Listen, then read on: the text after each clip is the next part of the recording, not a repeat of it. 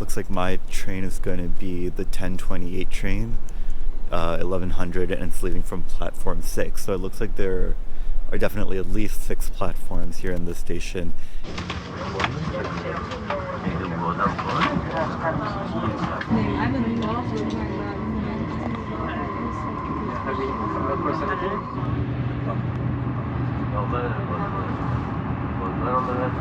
I just made it to Medina. It was just about an hour and a half train ride on that high-speed train, reaching speeds of about 300 kilometers per hour. So just about an hour and a half, and then got off at another beautiful train station, and then caught my Uber here, maybe about 10 minutes from the train station, and a 15-20 minute walk from the main Prophet Muhammad's mosque. Now, before I head out to check out the city, I am very, very hungry. All I had was like a really bad coffee and like some cookies on the train. So I'm getting a bit anxious. I'm ready to eat some food. There's so much choice here. There are just so many people from all around the world who come here, and there are all the cuisines to cater to their tastes. Even just being on the train, you heard so many languages. There was Urdu, Hindi behind me. There was some sort of Central Asian Persian happening right in front of me. A lot of Arabic, English, and the like. So I just got back from lunch. You must have noticed that I did a little wardrobe change. I noticed that literally everybody here is wearing their traditional clothing. The number of people that you see just in like jeans and a t-shirt is very, very low here when compared to Jeddah. And I just had a huge meal of mendi, which is like a huge piece of chicken with a whole platter of rice. So I think I'm going to be full for the rest of the day. But as I said, you know what I need right now? I need caffeine.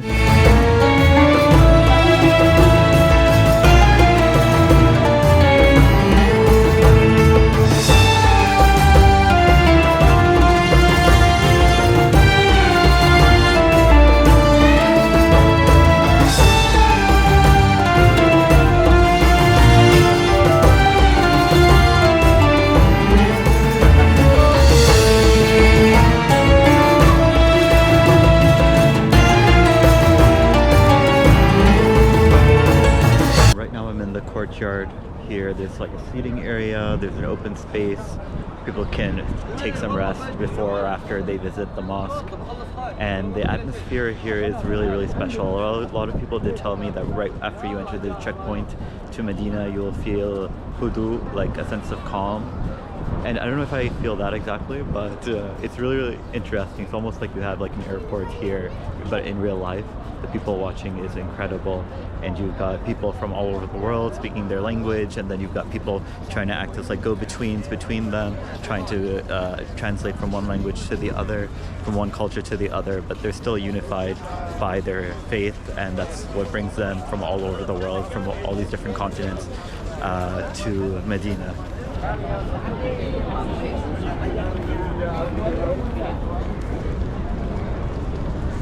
First thing you notice is just the architecture and the scale of everything, and these huge canopies.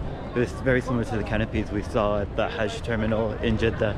But these canopies, they actually are like act like umbrellas. They close up when they're not necessary, like when there's no rain or sunshine, and then during the day they open back up, and it's like flowers blossoming in the middle of the desert.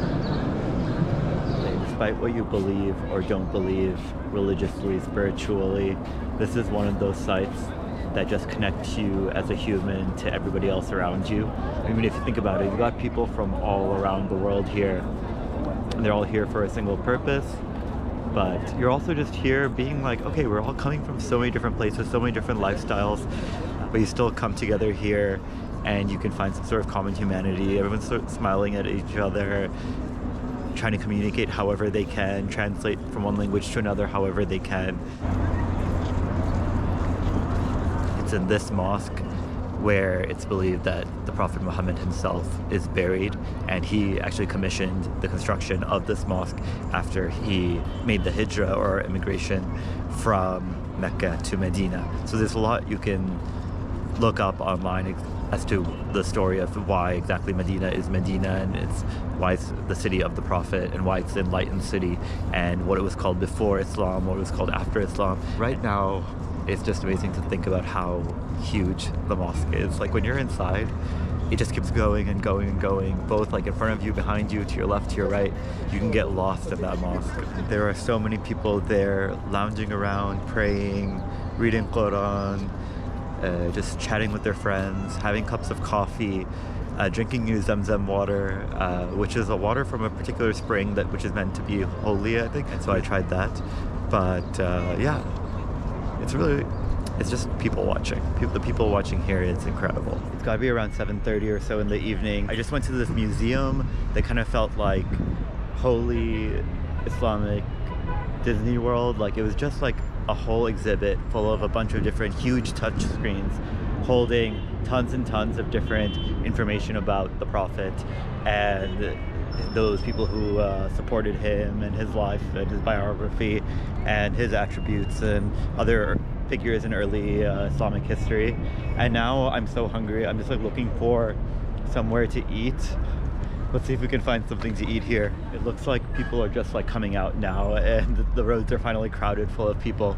So at least it's easier to cross the street because there are a ton of other people crossing along with you. There's people like tailgating here again behind me, just like picnicking in the parking lot. But I think there's some restaurants here. Find something to go eat.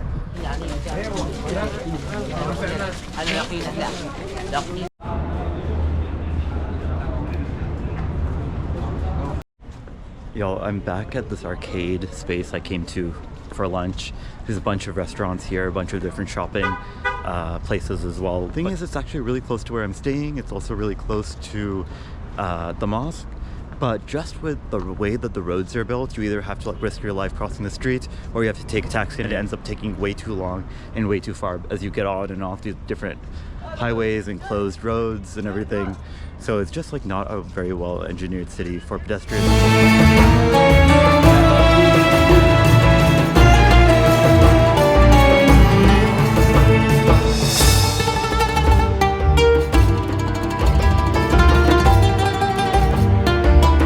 I just had dinner, some really good shish tawuk at this one spot in the little arcade over there, and I thought that was only the one little pedestrian area, was that arcade full of like restaurants. Then it opens up. If you keep walking through another random alleyway, you get to this market, which I guess is one of the most popular markets here in Medina, and it's all pedestrian streets, which is great. So you can walk around at peace. And just small things like this are like a major win, and just like warms your soul when you see things like this. You can just walk around without fear of being like struck by cars like in every other street here in Saudi Arabia. I can see this being the preferred market for men's clothing, women's clothing. I mean the traditional kind of stuff. There are gifts for children, souvenir items and the like. Small restaurants on the side streets, I'm sure, and there's also a cafe coming up that I think I would really like. It's very aesthetic, so I think I'm gonna check it out, grab some tea for the night. You've got some really fancy cafes right behind me, and then obviously Krispy Kreme, Burger King, Texas Roadhouse, or whatever that is. I don't know, that's all here as well. Just having spent like one day outside of Jeddah, I understand why they say Jeddah ghair, like why it's the exception. Here it feels a lot more conservative. I mean, it's a holy city, that's probably why, but it feels very, very different compared to Jeddah in terms of the way people dress and the like. There are no slits on the bottom of the thobe, so it actually like forces you to take shorter strides. Like you can't take your typical very, very long strides in a thobe. It kind of forces you to take things slowly and take the time to go at a slower pace and enjoy things. Take a look around, because you're not just speed walking everywhere like you would if you were wearing jeans or any like pants.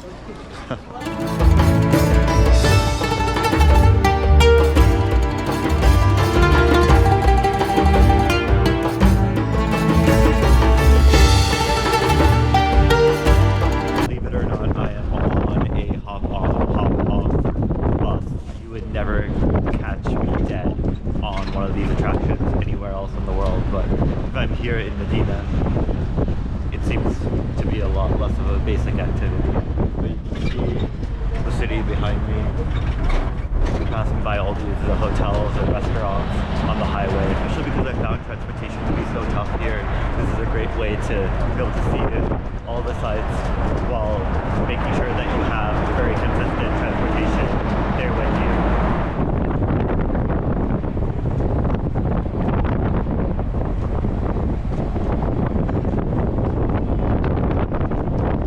Even here in the center of the city, things are built with car culture in mind. There are parking lots everywhere, even underneath the haram itself.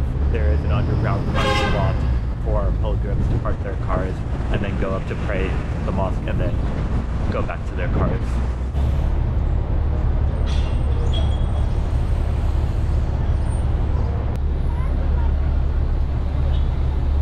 If you just want to be a basic tourist, doing the hop-on, hop-off bus is probably the best option in any city, but especially if you're here in Medina, it's great because you've got people from all around the world on the same bus as you. They're all doing the same thing. Everyone's like taking photos, vlogging, whatever their digital activity of choices, but you get to enjoy the scenery, get a sense of exactly what's going on in the city.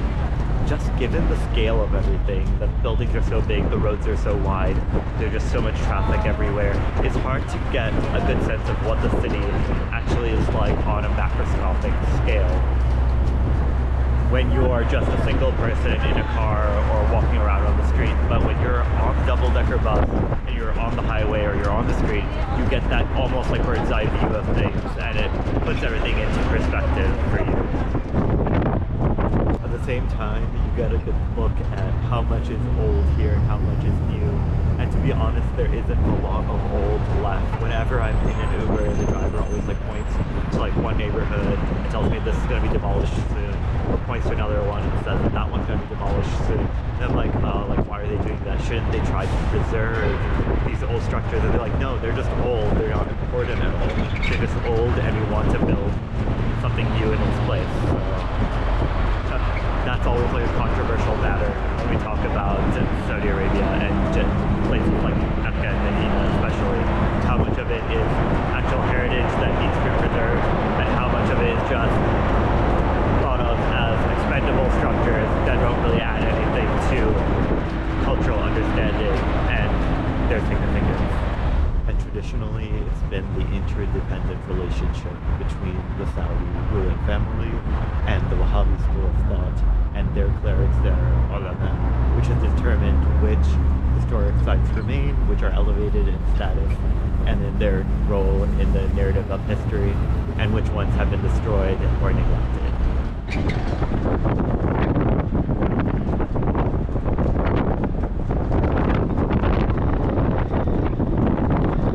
I usually try to give you all an agenda for the day, and I haven't done that yet. I'm just going to spend today checking out all these other sites of historic religious significance here in Medina, and then later on tonight I have got a flight around like 1 a.m. that takes me back to Jeddah, and then from Jeddah to Abha in the south of Saudi Arabia. So that means I've pretty much got all day here.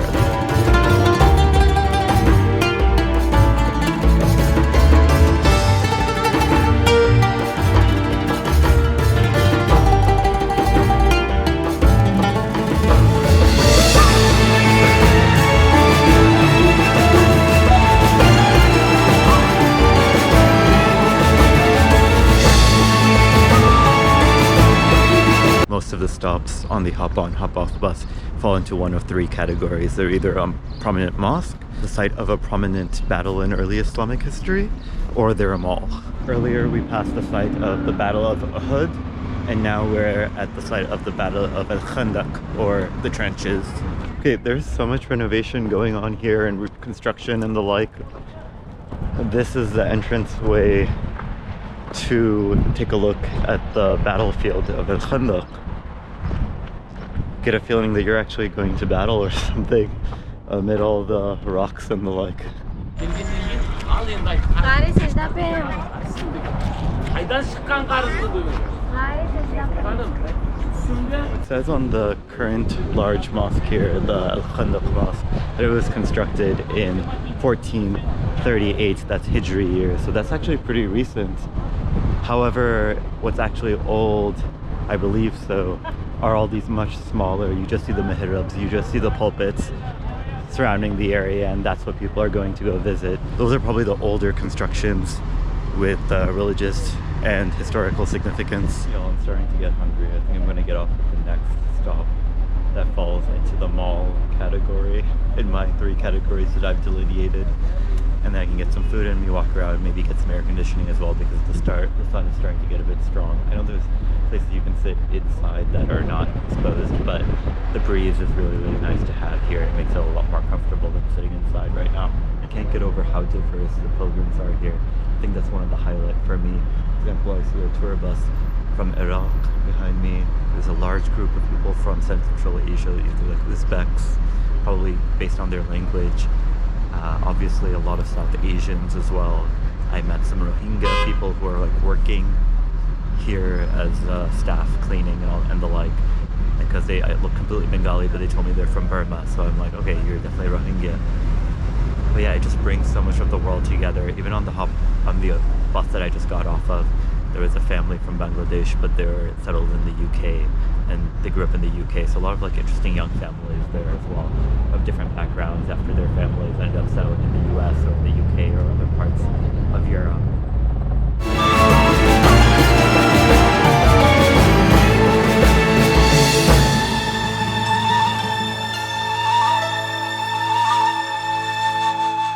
It is Maghrib time, and I just finished the hop-on, hop-off bus tour. Everybody's heading towards the Masjid right now, and I'm gonna do the same and just catch some of the sunset.